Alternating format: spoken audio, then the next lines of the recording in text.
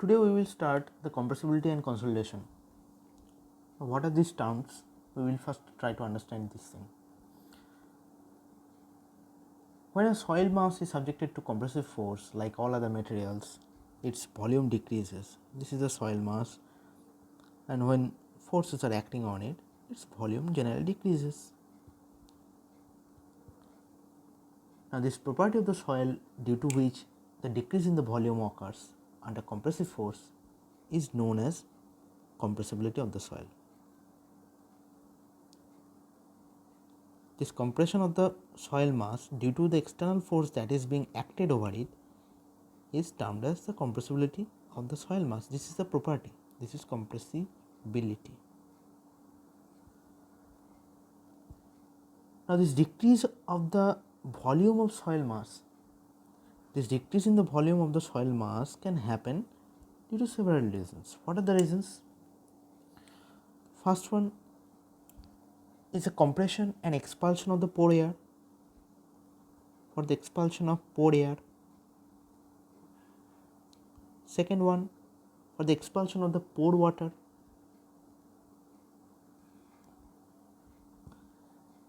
And third one is a gradual readjustment of the clay particles. These clay particles, the gradual readjustment of these clay particles into more stable formation. More stable formation. Now this expulsion of the pore air, now the change in the volume of the soil mass due to expulsion of pore air is termed as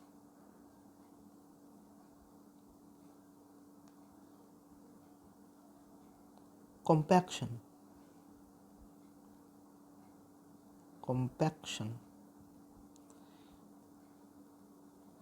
And the change in the volume due to expulsion of the pore water is consolidation.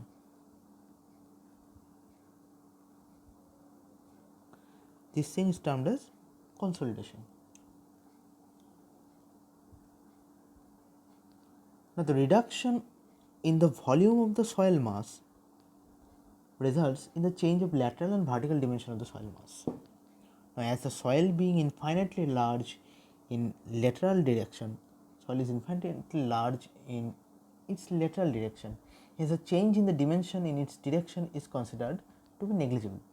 We consider the soil that is its volume is changed in a singular direction, that is in vertical direction, because we do not consider the change in the volume of the soil in these lateral directions. We do not consider it. We only consider this one.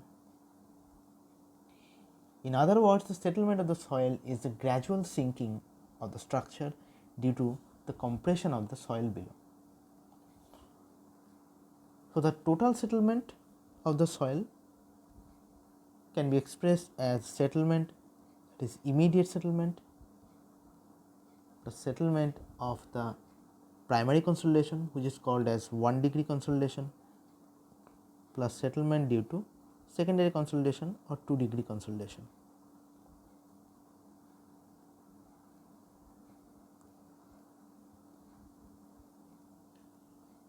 So first we will talk about the immediate settlement.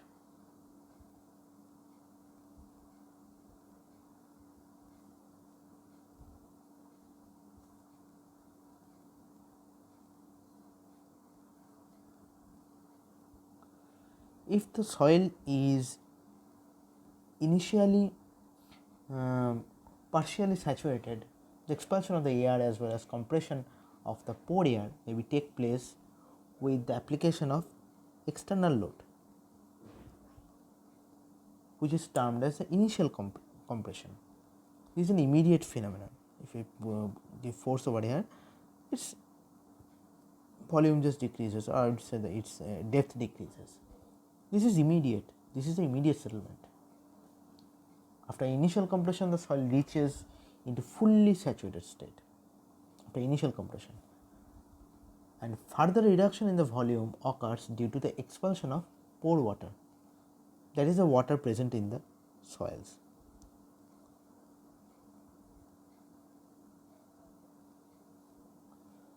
Now, immediate settlement can also occur in the significant lateral strain takes place.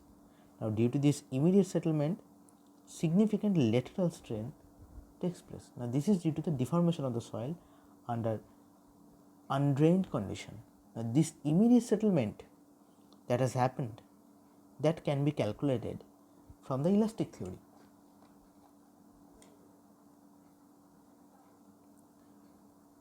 Next is the primary consolidation or 1-degree consolidation.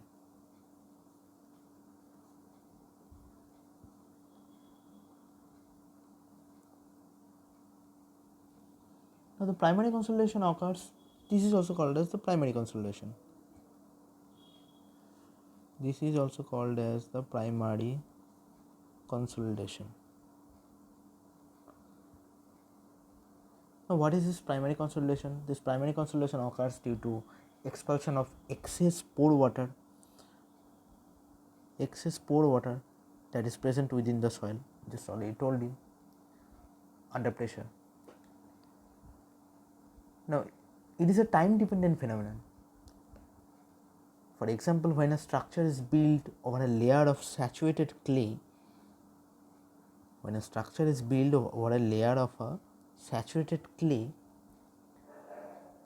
when a water table is lowered permanently in a structure overlaying a clay structure, then this primary settlement occurs. Now, magnitude of the settlement due to 1-degree consolidation depends on 4 primary things. The magnitude of the settlement due to primary consolidation depends on 4 things. Number 1 is the compressibility of the soil.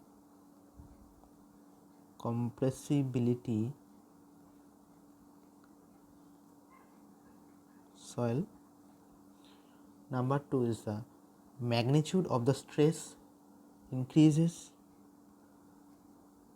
Number 3 is thickness of the soil layer. And number 4 is the permeability of the soil. So, we can see that the primary settlement of the consolidation depends on the compressibility of the soil, the change in the stress, the magnitude of the stress increase, thickness of the soil layer, and the permeability of the soil. Next, we will see the second or 2-degree consolidation, secondary consolidation.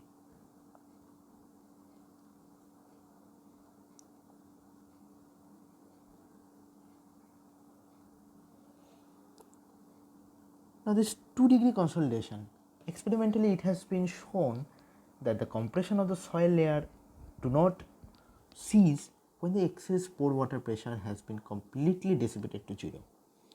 It continues at a gradually decreasing rate under constant effective stress. So, when we increase the stress, the soil volume changes constantly for a very long time. So, 2-degree consolidation is thought to be due to the gradual readjustment of the clay particles that I just said two minutes ago. That this is the clay particles that are in this direction, in this way, these clay particles. The gradual readjustment of these clay particles within themselves, the 2-degree consolidation takes place. When after readjustment they come into a stable condition or in stable position, then we say the secondary consolidation has been occurred. The rate of this 2-degree consolidation is thought to be controlled by highly viscous film of the absorbed water of these particles or outside of this mineral particles. So, the single mineral particle is this, and this is the water layer, and that defines the second-degree consolidation. It is a very slow and viscous flow of the absorbed water that takes place from the zones of the film contact, allowing the particles to move closer together. We can say that one of these particles like this, it has outside water film like this, and the second another particle is like this, it has outside a water film like this, and after the readjustment between themselves, in case of the secondary consolidation or 2-degree consolidation, these particles come over there, and the water film takes in the shape of like this. This is what is a 2-degree consolidation. Okay. So this 2-degree consolidation takes place due to the readjustment of the clay particles, or readjustment between the clay particles. Now the viscosity of the film increases as the particles move closer. So the viscosity increases due to this thing, and it is more important for peat, for organic soil. This is more important for peat, for organic soil. This is unimportant for pre-consolidated clay or the stiff clay. This is not important for pre-consolidated clay or stiff clay. Pre-consolidated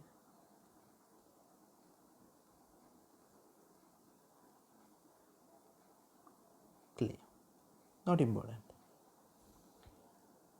Now for stiff clay, the unconfined compressive stress, for stiff clay, the unconfined compressive stress is greater than 200 kilonewton per meter square. So in this scenario, the settlement will be equal to settlement immediate plus settlement of 1-degree consolidation. And for this is for stiff soil, but for granular soil,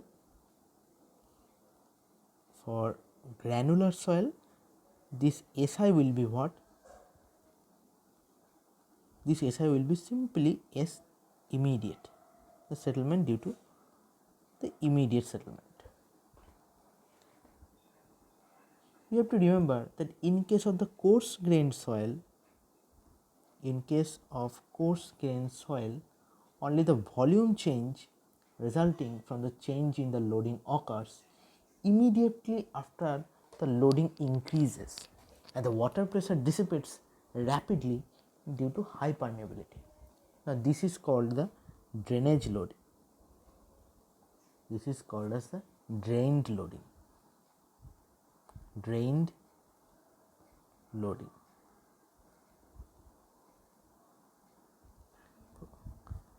Why?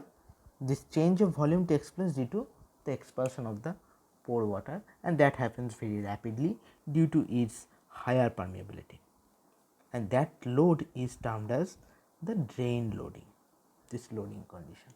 I mean fine soils, but in case of the fine grained soils,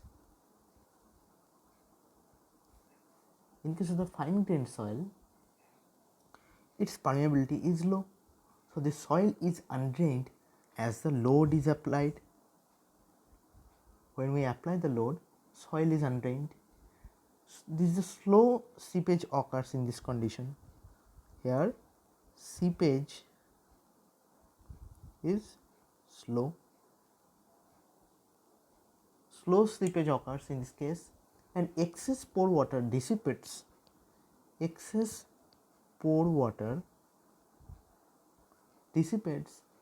Leading to the consolidation.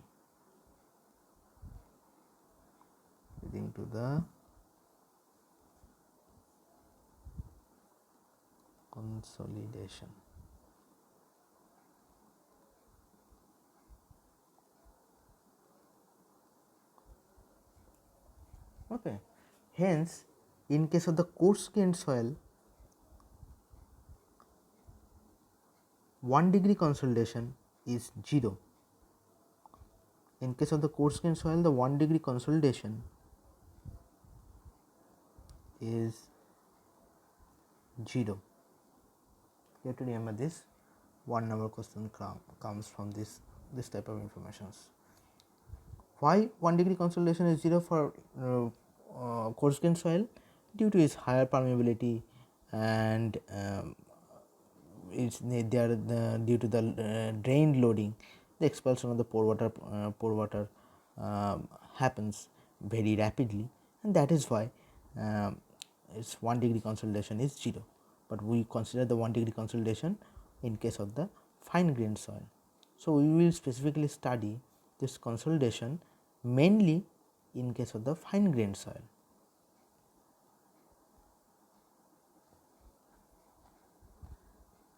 What are some salient points about consolidation? Let us see some salient points about consolidation.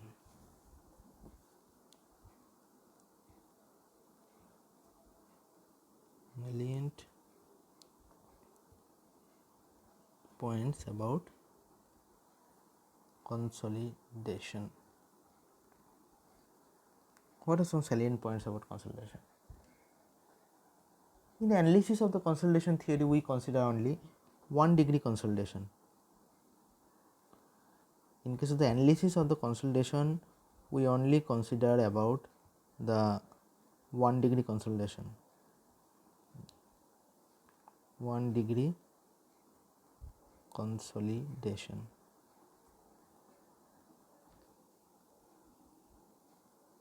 And one dimensional consolidation means that deformation occurs in only vertical direction. So, in case of the consolidation, we are only talking about 1 degree consolidation, and the deformation is only vertical direction, that is del H. So, when we talk about the consolidation, we normally talk like this: del H by H equal to del V by V. We are considering that this soil that is only decreasing its volume in vertical direction. We do not consider its bulging like this or in the horizontal direction. We do not consider it. We are only interested about this part, only this part. We are only interested about this little part, and we see that the depth change is like this. This is the del H, this is del H, and this is the entire H.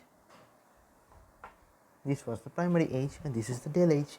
So, this is the H2, this is H1, this is H1. So, del H by H basically means, in this case, H1 minus H2 divided by H1. And according to our way of understanding consolidation, or in the way we are going to study consolidation, is this is equal to V1 minus V2 divided by V1. Okay.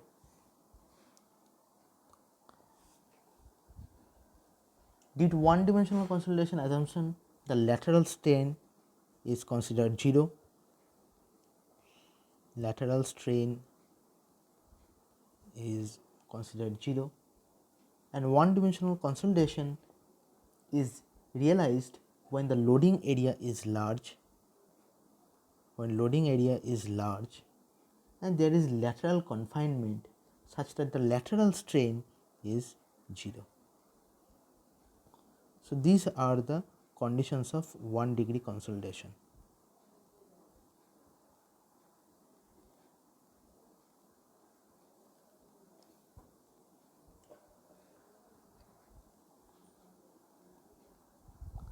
Next, we will talk about the odometer test.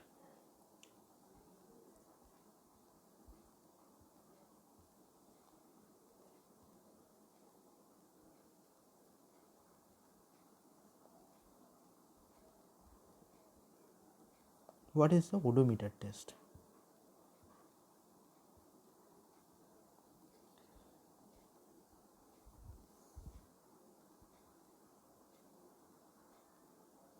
This is some material, and this is the way that this testing is done.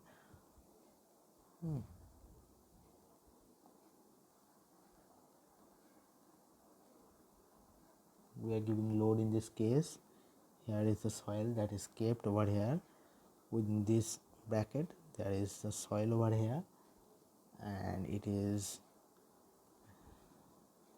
fastened with this thing like this, and there the load is given from this is the soil, and the water that comes out of it in this direction. Let's say there are some ways the water is coming out. This is the porous stone that is kept over here, and this is another porous stone that is kept over here. These are porous stones.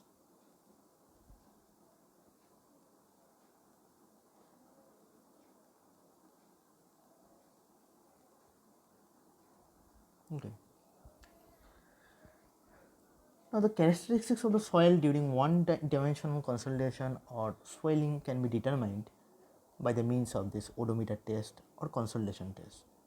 This apparatus is known as odometer. This is the apparatus, and that is the test for the consolidation. So, for consolidation, we carry out the test, that is the odometer test or for consolidation to find out its consolidation, or it is also called as a consolidometer. Now, soil is loaded in increments of the vertical stress, and that is only in the vertical direction. After complete testing, there are some results that we get, and we are gonna talk about those results. I will not interested about the entire test. Let's see some important thing about it. Now, effective stress and the void ratio relationship.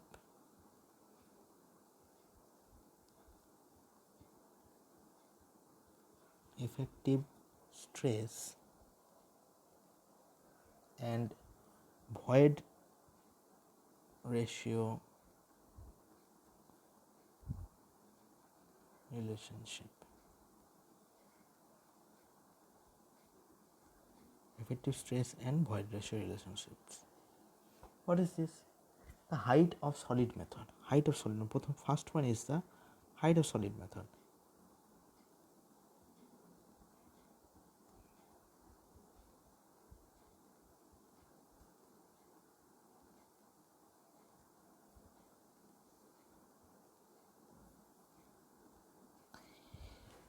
Using this height of solid method, we can find out the height of solid as Hs equal to Ws divided by Gs gamma W into A. What are these terms? What are these terms? What is this Hs? Hs is the height of solid. Height of solid. Gs is the specific gravity of the solid soil. Specific gravity of solid soil. Ws is the dry weight of soil. That is the weight of the solid. Dry weight of soil. This is SPGR. This is the unit weight of water, and this is the cross-sectional area of the soil specimen.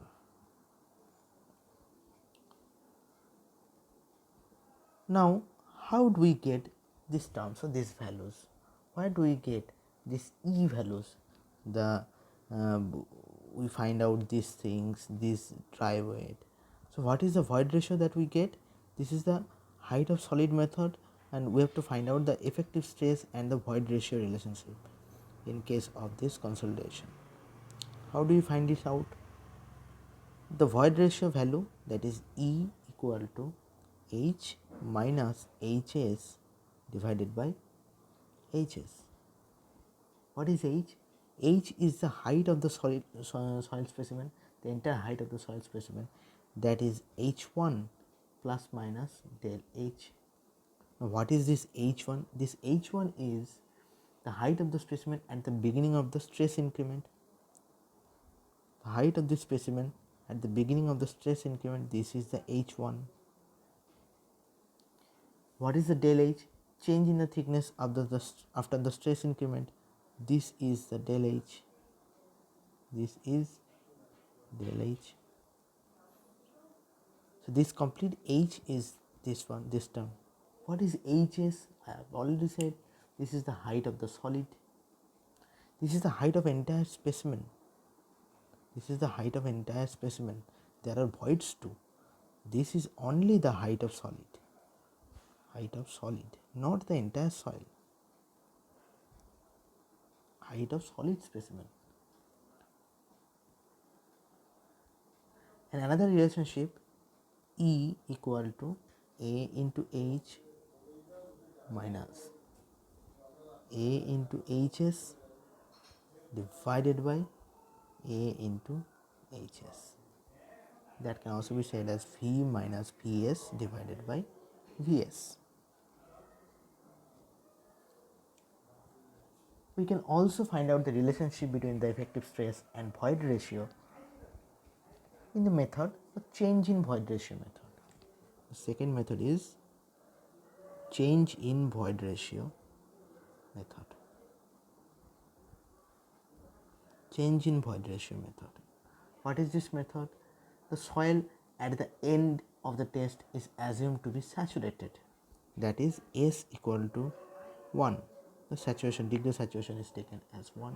We know that ES equal to WG. What are these terms? This is void ratio, this is the degree of saturation, this is the specific gravity, and this is the water content or the moisture content of the soil. Here, as the S is 1, so we will get that S E equal to W into G. We can also say this E as E F G F naught and W F naught. Why this F naught? F naught means what? Why this F naught?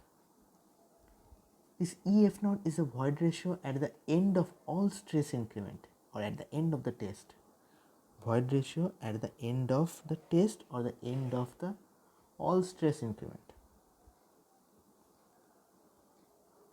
And this is the water content at the end of the test. This is noted after the over drying of the soil.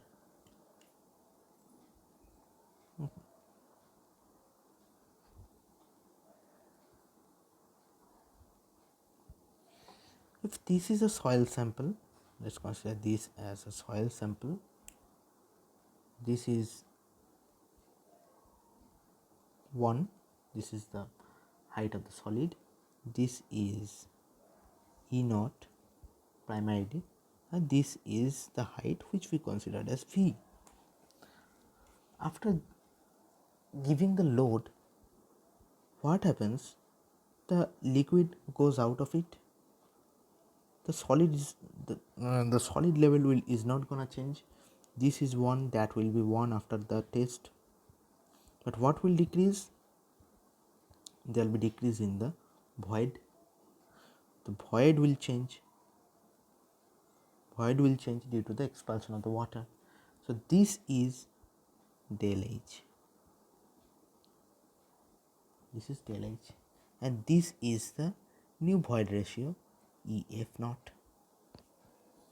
This is the new void ratio, that is EF naught.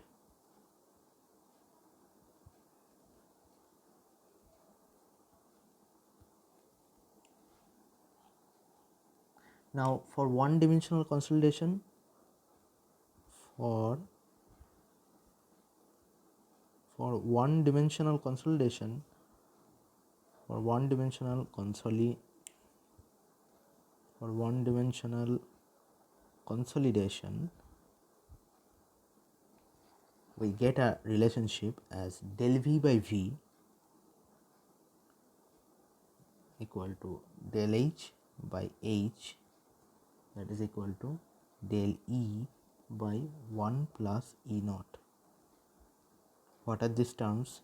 This term is the change in the volume divided by its original volume equal to change of its height divided by its original height, change in the void ratio, and this is the initial void ratio. This is the initial void ratio. Now we know that the effective at the end of the stress, when the effective stress is applied on the soil, the final void ratio will be E equal to E naught minus del E, that is the change in the void ratio. Okay.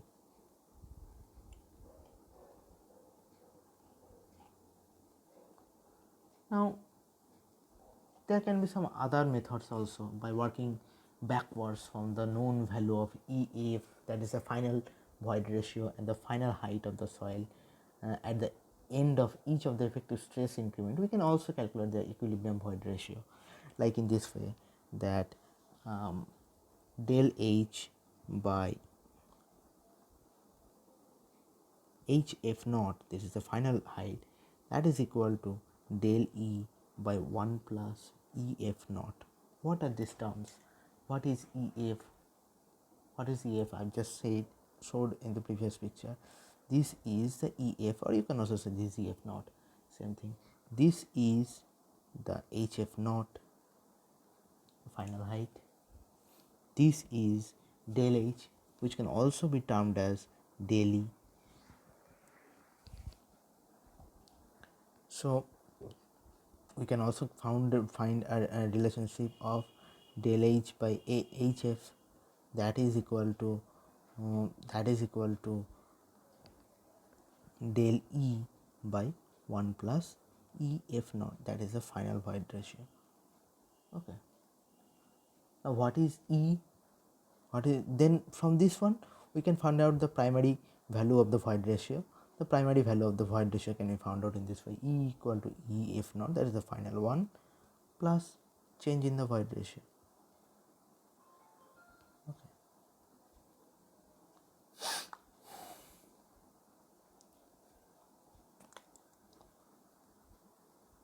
So this is in today's limit. We will talk about this later.